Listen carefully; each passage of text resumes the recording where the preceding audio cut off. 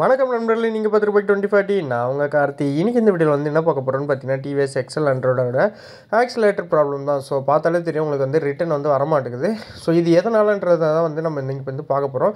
So இங்கே பார்த்தீங்கன்னா 2 வந்து ஸ்க்ரூ வந்து கொடுத்துருக்காங்க. அதுக்கப்புறம் பார்த்தீங்கன்னா 10mm போல்ட் வந்து இருக்குது. ஸோ இதை கழட்டிட்டு நம்ம இந்த சைட் பேனல் வந்து எடுக்க போகிறோம்.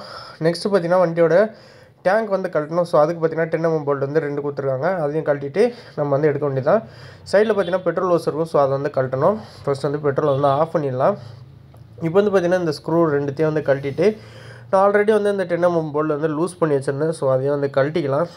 இந்த வண்டியில் கம்ப்ளைண்ட்டாக என்னென்னு பார்த்தீங்கன்னா, ஆக்சிலேட்டர் கொடுத்தோன்னா திருப்பி ஆக்சிலேட்டர் வந்து ரிட்டர்ன் ஆகணும். ஆனால் பார்த்தீங்கன்னா நமக்கு வந்து கொடுத்தபடி அப்படியே வந்து ஸ்டக் ஆகி போய் நின்றுச்சு. ஸோ இதை தான் வந்து நம்ம என்னென்னு பார்க்க போகிறோம். ஸோ 10mm போல்ட் வந்து இருக்குது. ஸோ அதை வந்து நம்ம வந்து கழட்டிடலாம். ஸோ கழட்டிட்டு உள்ளே வந்து என்ன பிரச்சனைன்றதை வந்து பார்க்க போகிறோம். ஸோ ஆக்சிலேட்டர் கேபிள் போயிருந்தால் கேபிள் வந்து சேஞ்ச் பண்ணுற மாதிரி இருக்கும். நான் கேபிள் வந்து ரீசெண்டாக தான் வந்து சேஞ்ச் பண்ணியிருந்தேன்ற மாதிரி சொல்லியிருக்காங்க. ஸோ அதனால் வந்து கேபிள் வந்து ஃபால்ட்டாக இருக்காதுன்னு நினைக்கிறேன். ஸோ உள்ளே வந்து ஒரு ஸ்ப்ரிங் இருக்கும். ஸோ அந்த ஸ்ப்ரிங்கை தான் பிரச்சனைன்னு நினைக்கிறேன். ஸோ நம்மளுக்கு பார்த்தீங்கன்னா கார்பரேட்டர் போகிற அந்த இது வந்து மேலே தான் வந்து இருக்குது. ஸோ அதனால் வந்து பார்த்திங்கன்னா நம்ம வந்து பெட்ரோல் டேங்கே வந்து கழட்டி தான் ஆகணும். ஸோ அப்போ தான் நமக்கு வந்து ஈஸியாக வந்து அந்த ஆக்சிலேட்டர் இதை வந்து நம்ம வந்து பார்க்க முடியும்.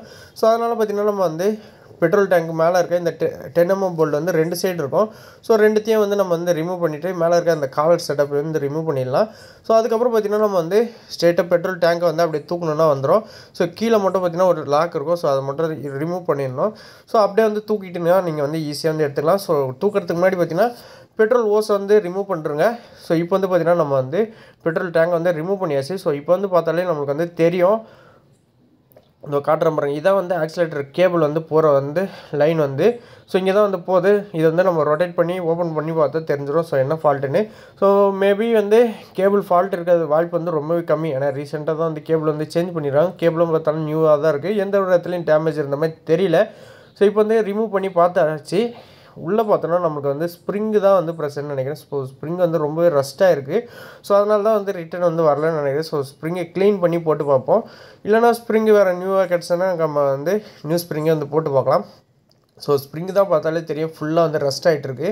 ஸோ இப்போ வந்து இந்த ஸ்ப்ரிங்கை வந்து கழட்டிட்டு நம்ம வந்து க்ளீன் பண்ணி லைட்டாக ஆயில் இல்லை க்ரீஸ் அப்ளை பண்ணி போட்டு பார்ப்போம். ஸோ ஒர்க் ஆகிடுச்சுன்னா நம்ம வந்து வேறு ஸ்ப்ரிங் வந்து போடலாம். ஸோ கேபிள் வந்து எந்த ஒரு கம்ப்ளைண்ட்டும் இல்லை. கேபிள் வந்து நல்லாவே இருக்குது. ஸோ இந்த ஸ்ப்ரிங்கை வந்து க்ளீன் பண்ணியாச்சு. உங்களுக்கு பார்த்தாலே தெரியும் ஸ்ப்ரிங் வந்து இப்போ வந்து நல்லாவே இருக்குது. இப்போ வந்து பார்த்திங்கன்னா நம்ம வந்து ஆக்சிலேட்டர் கேபிளே வந்து லைட்டாக லூப்ரிகேஷனுக்காக வந்து ஆயில் வந்து விட்டுலாம். ஸோ ஆயில் விட்டு நம்ம வந்து ஆக்சிலேட்டர் அந்த இதை வந்து கொடுத்தோன்னா நமக்கு வந்து உள்ளே வெளில போய்ட்டு வரும். ஸோ இதனால் பார்த்திங்கன்னா ஆயில் வந்து இந்த கேபிள் ஃபுல்லாக வந்து நமக்கு வந்து அப்ளை ஆகும். ஸோ இதுமாதிரி பண்ணுறதுனால கேபிள் வந்து நல்லா இருக்கிறனால பார்த்திங்கன்னா நம்ம வந்து லூப்ரிகேஷனுக்காக கொஞ்சோண்டு ஆயில் மட்டும் விட்டு கேபிளை வந்து ஃபுல்லாக வந்து ரொட்டேட் பண்ணி வந்து பார்த்துக்குறோம்.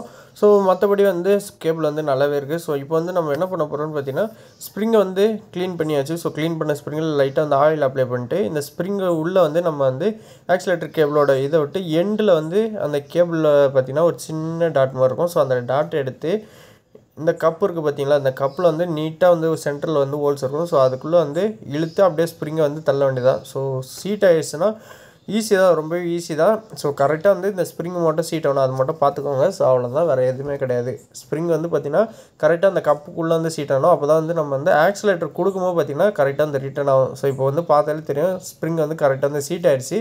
இப்போ வந்து பார்த்திங்கன்னா நம்ம வந்து இந்த ஹோல்ஸ் உள்ள வந்து கரெக்டாக வந்து இந்த பின்னை வந்து கரெக்டாக வந்து செட் பண்ணோம். ஸோ கரெக்டாக வந்து செட் பண்ணால் தான் நமக்கு வந்து லாக் ஆகும்.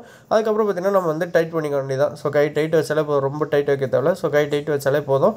ஸோ இப்போ வந்து பார்த்திங்கன்னா ஆக்சிலேட்டர் வந்து கரெக்டாக ஒர்க் ஆகுதான்னு பார்ப்போம். ரிட்டன் வந்து வருதான்ட்டு பார்த்தாலே தெரியும். இப்போ வந்து ரிட்டன் வருது. ஃபஸ்ட்டு வந்து பார்த்திங்கன்னா நம்ம வந்து வீடியோ ஸ்டார்டிங்கில் வந்து பார்த்துருப்போம். ஆக்சிலேட்டர் கொடுத்தா பார்த்திங்கன்னா அப்படியே ஸ்டக் ஆகிற மாதிரி இருந்திருக்கும்.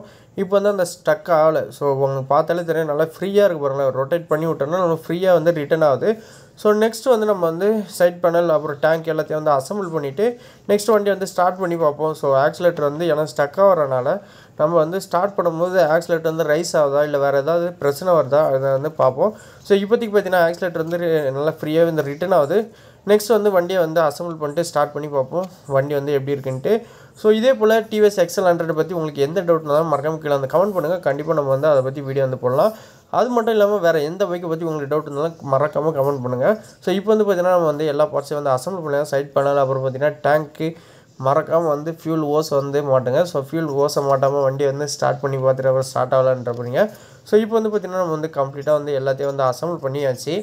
அசம்பிள் பண்ண கையோட எல்லாத்தையும் நல்லா வந்து டைட் வச்சுருங்க. அதுக்கப்புறம் பார்த்தீங்கன்னா பெட்ரோல் வந்து ஆன் பண்ணிவிட்டு இப்போ வந்து கீயை போட்டு ஸ்டார்ட் பண்ணி பார்ப்போம். வண்டி வந்து ஸ்டார்ட் பண்ணியாச்சு. இப்போ வந்து ஆக்சிலேட்டருக்கு வந்து கொடுத்து பார்ப்போம். ஸோ ஆக்சிலேட்டர் வந்து பார்த்திங்கன்னா கொடுக்கும்போது நமக்கு வந்து ரிட்டன் ஆகுது. ஸோ அதே நேரத்தில் வந்து ஆக்சிலேட்டர் எதுவுமே இந்த ரைஸ் ஆகலை. ஸோ நமக்கு வந்து பார்த்திங்கன்னா சக்ஸஸ் ஆகிடுச்சு. இந்த வீடியோ வந்து உங்களுக்கு யூஸ்ஃபுல்லாக இருக்கும்னு நினைக்கிறேன். இந்த வீடியோ லைக் பண்ணுங்கள், பிடிக்கலாம் மறக்காம கீழே வந்து கமெண்ட் பண்ணுங்கள். தேங்க்ஸ் ஃபார் வாட்சிங். கீப் சப்ஸ்கிரைபிங் மறக்காம நம்ம சேனலை சப்ஸ்கிரைப் பண்ணி